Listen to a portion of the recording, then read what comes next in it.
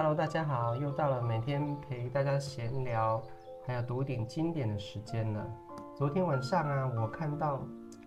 我在我新开的频道嘛，我就看到那个自说自话的总裁呢，他上传的最新的一个影片呢，是提到关于这个超感官的。然后我就觉得说，哇，怎么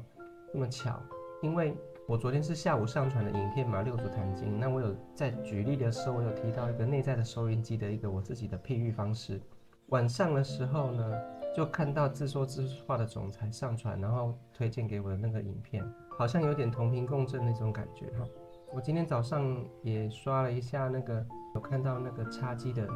频道分享那个阿福，有点感触，就是说，有时候啊，我们在现在这个互联网时代啊，我们到底是为了流量而分享，还是分享真实的自己？然后还是说，人红了就会变化之类的。那我就想到一句话说"不忘初心"这一类的。但是有多少人能够不忘初心呢？像我为什么那么喜欢用生命的区块链的这种概念来做自己的生活记录和分享？因为我们活在这个世界上，太容易被很多外在的环境影响。每个人内在啊，确实，我们都有一个集体潜意识，我们都有一个内在的感官，我们会跟这个世界上很多的事情背后的频率有一种连结，还有一种共识性，有一种共鸣性。每天花点时间做自己喜欢做的事情，又录个影片上传，跟大家分享交流，一种频率交流，我觉得是蛮开心的事情。外在环境变化很多，但我觉得我们就是很平凡踏实的做好自己想做的事情，保持自己最初做一件事情的初衷，这样就会很简单。我觉得大家是可以，拍影片去分享自己，记录自己的生活。当有一天你变了之后，回过头来看看自己的以前的影片，你会发现自己变了之类的，或者说你可以找回当初的自己。那最近上传的影片呢，小书童还是打算陪大家呢，把六祖坛经的行有品呢，把它读完，每天读一点经典，不一定读多少，然后穿插一些在生活当中的心得和体会，和一些所见所闻。昨天聊到了六祖慧能呢，他就分享了一句关键的一句话嘛。那接下来今天的话，就是慧能要接着分享他的故事了。现在是中午的时间，录音可能会有一点杂音哈，大家都多多包涵。这边的话，他就是讲故事嘛，开始分享他的故事。他分享他的家境，父亲呢本来是范阳人嘛，后来呢，等于家境本来也还不错，是当官的，后来呢被贬官，流放到岭南呢，变成了普通老百姓。那不但呢遭遇到这个家道中落的这个比较不幸的事情，然后呢父亲又很早就过世了哈，所以说等于是家境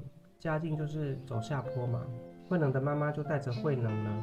两个人就搬家搬到了南海这个地方。可能就是因为他爸爸过世了嘛，那没有依靠，这边就是显示出呢，他们可能就是过着有点流浪的生活。原是妈妈带着他，然后呢到处搬家，看哪里能够生活。最后呢到了南海这个地方，这个时候他有形容说他们的家境就是艰辛贫乏，等于是家里的经济状况是非常非常差的，因为他还小嘛，然后他妈妈估计也没有工作能力。那父亲过世之后，他们就没有经济来源。等到慧能稍微长大一点的话，他就是靠着在山上砍柴，然后到市场上卖柴的方式来谋生，来养活他自己还有他妈妈。所以这边就可以去想象到一个画面，就是说，其实，在慧能年轻的时候，他因为家庭非常贫穷，所以说呢，他是根本没有机会去学校读书的。这边就是告诉我们说，他家境是这样，他的环境是这样，所以说他是没有那个机会去受教育的。但是这边呢，也能够感觉到出慧能呢，他其实是蛮孝顺的，孝顺他的妈妈。很多的一些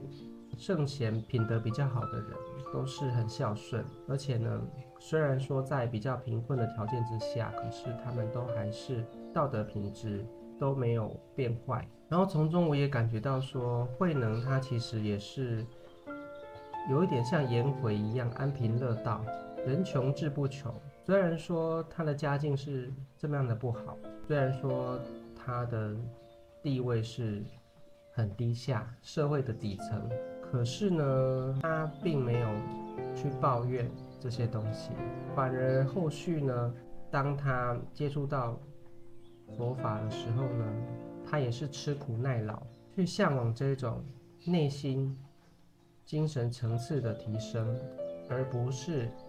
去追求物质条件的改善。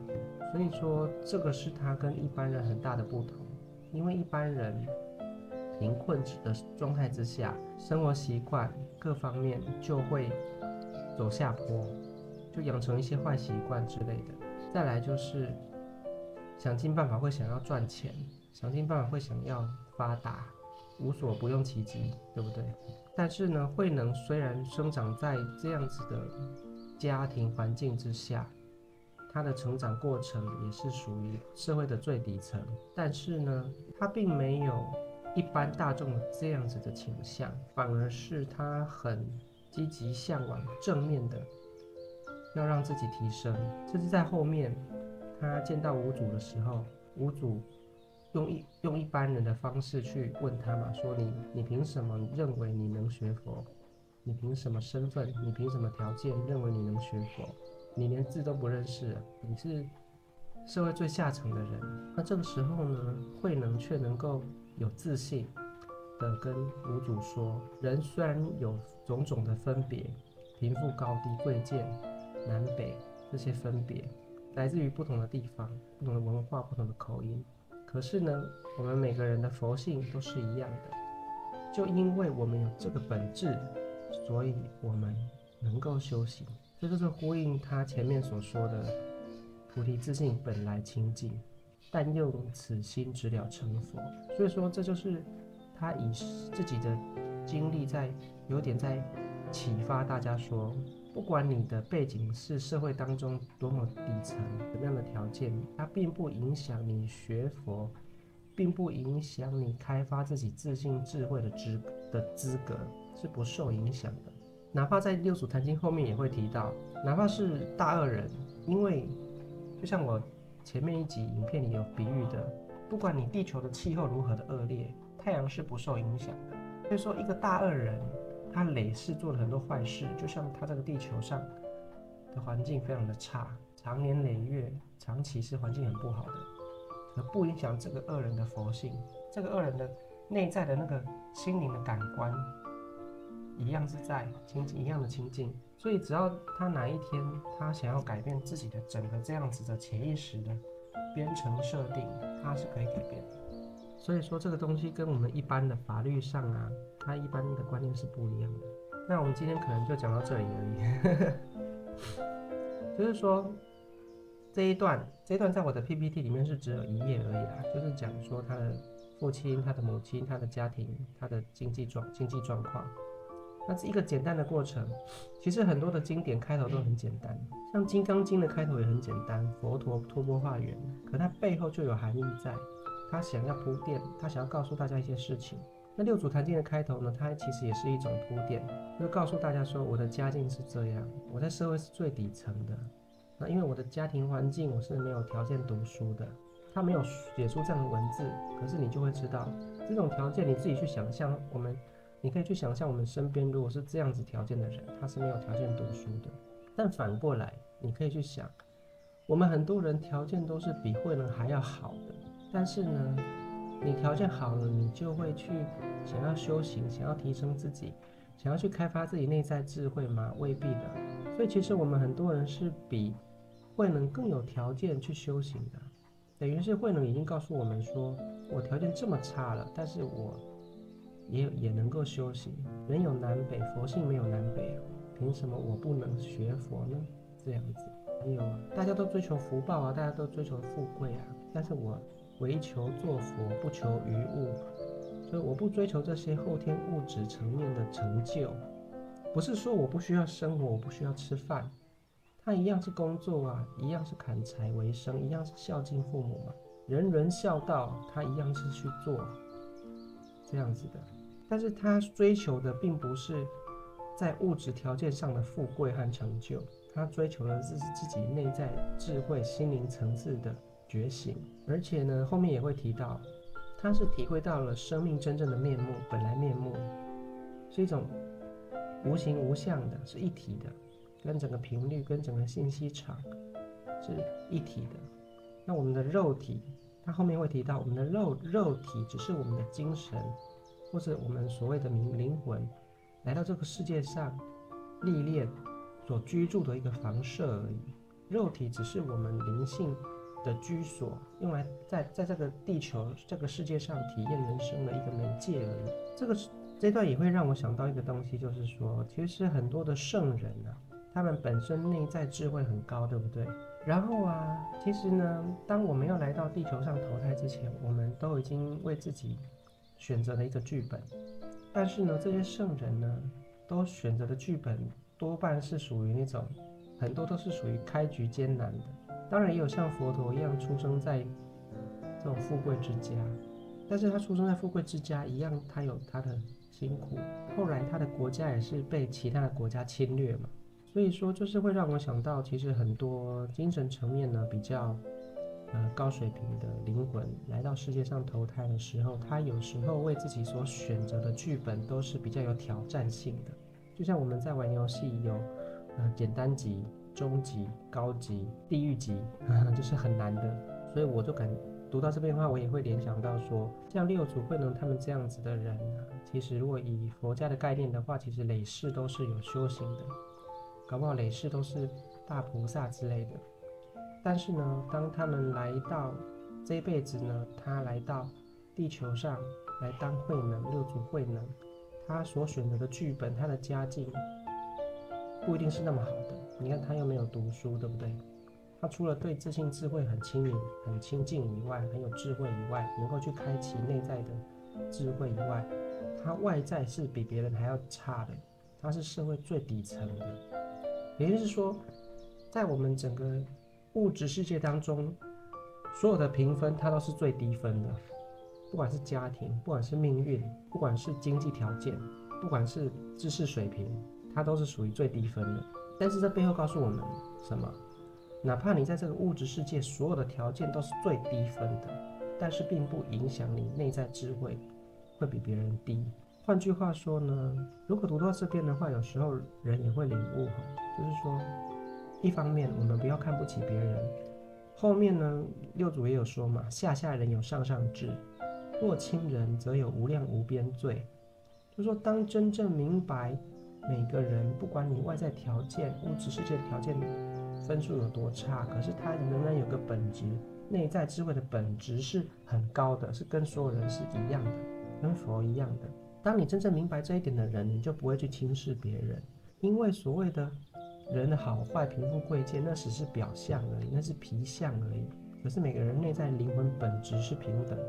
那如果一个人去轻视别人的话，代表说你自己已经迷失了这个内在的本质了，遗忘了自己内在智慧的本质了。所以说，才会只从外在的贫富贵贱去评断一个人的高低。那当一个人这样子去看清别人的时候呢，他已经离自己内在自信智慧的这个越来越远了。所以若亲人则有无量无边罪，很容易迷失在这个地球当中，不断的去轮回。那另外一方面来说，就是说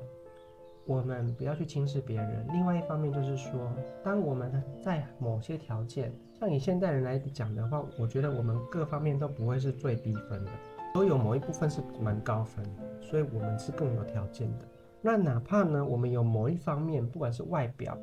不管是口才，或是某一方面是比别人低分的，但是这并不影响我们追求提升自己的资格。另外就是说，当你真的明白这个道理的话，你会发现说，所有外在条件的分数高低、贫富贵贱，其实那是我们潜意识频率显现出来的一种表象。所以说，当我们透过内在智慧的引导去修行提升自己的频率的时候呢，其实我们外在的各方面条件的分数是会改变的。你看经济条件有没有可能改变？当一个人的观念、心境改变之后，他的行为改变，你说他的境遇改变了，他未必不会变得有钱。那知识层面，你看慧能也没有读书，可是后来他比别人更有智慧，懂得更多。很多大老板也是没有读书的，可是他靠自学啊，是不是？人每天都能够自我学习和成长，所以这是不受限的。所以说，其实呢，有智慧的人像慧能，他唯求作佛，不求于物，因为他抓住了一个关键点，这个关键点是能够改变所有一切外在的分数高低。不管你刚出生，你来到世界上，你家境如何，你背景如何，你各方面条件、聪明才智如何，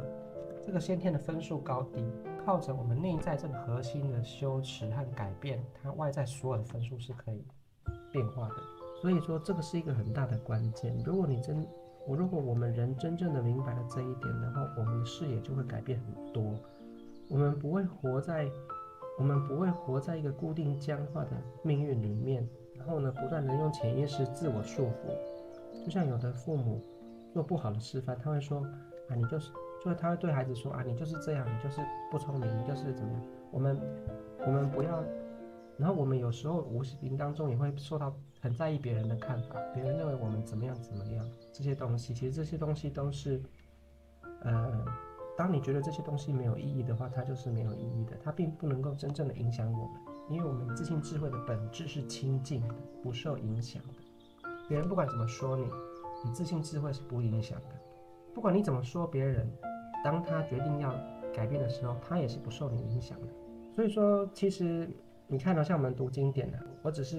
读到前面这一段他的家境，然后他艰辛贫乏，于是卖柴，读到这边。可是呢，如果我们去联想的话，其实是可以体会到很多的内容。他是用他的故事，就可以给我们很多的启发。我们会联想到我们身边的社会情况啊，然后自己家庭情况啊，身边人的情况，你就可以有很多的启发，你可以去领悟这背后的一些道理。读经是这样，就是说，绝对不是只有字面上的意思，你可以去思考它的前因后果，还有它的背景，还有它的隐含的一些意义，都可以去想。所以说，其实这个故事还有六祖慧能，他选择这个剧本来到这个世界上，选择这样的家境，这样子的教育环境来到世界上，然后他后面转折了，他后面听到《金刚经》开悟了，觉醒了，成为了禅宗第6代祖师，这样的一个转折，其实他也是在示现和告诉我们一些事情，就是说如果他可以，谁不可以？那我们一般人都会有一种观念，甚至有些修行人也会告诉你说啊，慧能啊，那个是大智慧的人才有这样，我们一般人没有这样。不要去相信这种话，不要去相信这种话，也不要去有这种想法。如果有这种想法的话，那就是不符合自信智慧。因为慧能他就是用自己的例子告诉你这件事情。那如果我们这样去说，代表我们根本不相信。相信的话，你就背离了。圣人圣贤在教导大家，不是只用文字教导，他是用他的整个生命的历程在教导大家。所以说，我们不要去用自己的想法去设限一些东西，这样的话对我们是没有帮助的。简单来说啦，当我们自己慢慢的这样子平常心去学习，你慢慢的去学会倾听自己内在收音机的声音，你慢慢去改变自己的时候，你就会发现圣人所示现的这些都是真实的，确实就是这样啊。不管你外在条件多么的高低，怎么样贫富贵贱，人有南北，就告诉我们，整个所有的外在条件是有分别的，但佛性是没有南北的。所以为什么说菩提自信本来清净，但用此心直了成佛？为什么说但用此心？这是关键。不管你外在条件怎么样不一样，关键菩提自信是清净的，不影响的，不受限的。就因为这个关键，直了成佛，就是它不但象征的是精神上面的圆满圆觉，它象征的也是很多各方面最顶级的。你看佛32相嘛，它外貌外观可以最好，他的智慧可以最高，然后呢，他的功德，所有的金银财宝堆满世界，也比不上他的功德。所以佛就象征的物质和精神层面的圆满究竟状态。那既然我们佛性具足的话，就代表我们所有外在的条件都可以达到那样的圆满状态。那你还有什么不足的？你还有什么分别？所以人虽然有南北，那只是我们后天皮囊有南北贫富贵贱之分，环境有高低之分，但佛性没有南北，所以但用此心，你就能够成佛。佛有怎么样的好，你就能够达到那种状态。当然，这不是一下子的。有的人修行会想说，哦，我一下子就跳上去。我前面也有分享，你不是一步登天的。但是哪怕你一瞬间呢，你开启和使用自己内在的收音机，启发自己自信智慧，你就可以用自信智慧的引导和导航，带领你走上一条路，慢慢的通往圆满，这是最重要的。好，今天就讲到这里哈。越是这种简单的故事，有时候延展开来越是讲不完。那我们就先陪大家读到这边，那明天的话，我们再继续聊。拜拜。